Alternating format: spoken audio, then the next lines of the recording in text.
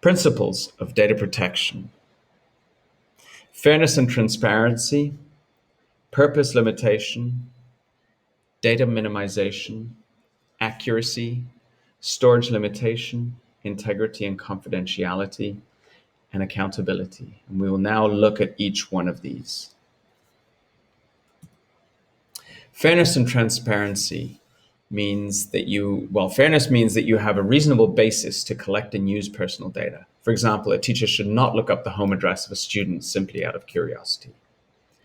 Transparency means telling people what personal data is gathered and how it is used. It is important to be open and honest about the reasons for the usage of people's data. Some examples of transparency: the privacy policy on the school website, which explains publicly the school's purposes and objectives for processing personal data. CCTV signage on the walls informing people that surveillance cameras are in operation. Purpose limitation: when you obtain and process personal data, you should do so only with clear stated purposes. It must be clear what the purposes for processing are, and this must be made known to data subjects.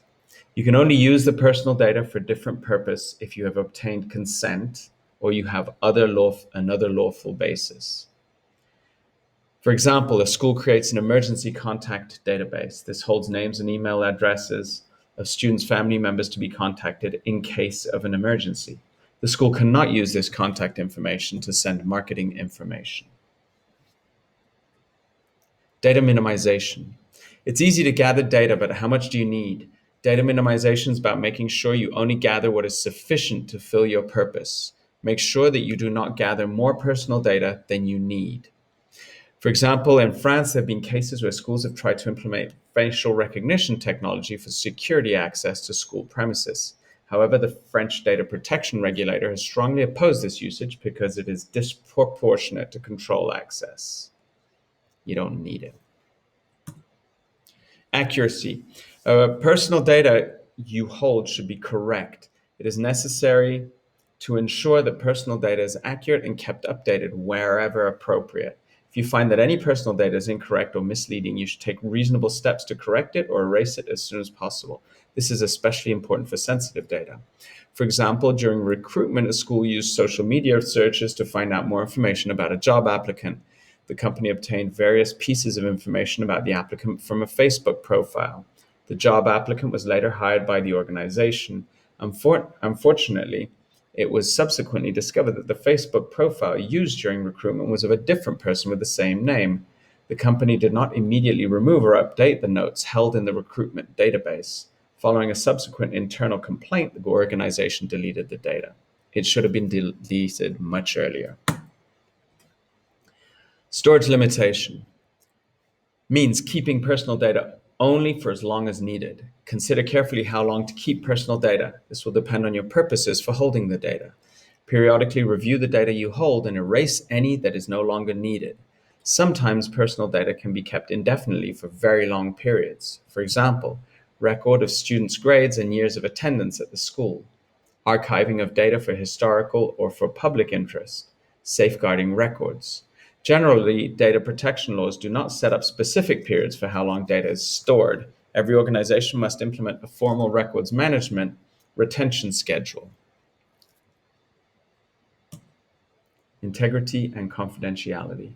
You must ensure there are appropriate security measures implemented and utilized to protect personal data. These include IT security, such as encryption or passwords, but also physical security, such as locks and secure cabinets. It also includes adopting appropriate policies and procedures to ensure that data is secured and kept confidential as appropriate.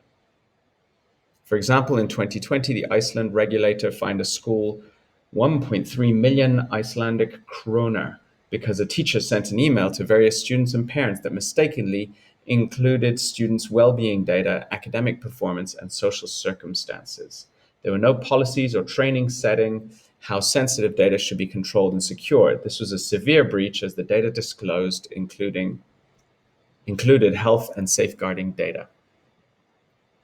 Accountability. Accountability is the heart of many contemporary privacy laws. The principle of accountability means that the school is responsible for compliance and must be able to demonstrate compliance. Accountability helps with building trust, especially with parents, students, and staff. mitigating enforcement action, enhancing brand by showing responsibility. Accountability starts at the very highest levels of school management, but also includes all other members of staff as well. What do these principles generally require? Being open and transparent about how people's data is processed and why it's needed. Processing the minimum amount of personal data necessary to fulfill the processes for which it was collected. Ensuring that appropriate security and controls are in place to prevent that data being mishandled. Taking responsibility for data that belongs to other people and safeguarding it while it's under your control. Building trust between your organization and the people whose data is processed. Recognizing that people have a right to control over their personal data while striking a balance with the needs of your organization and wider society.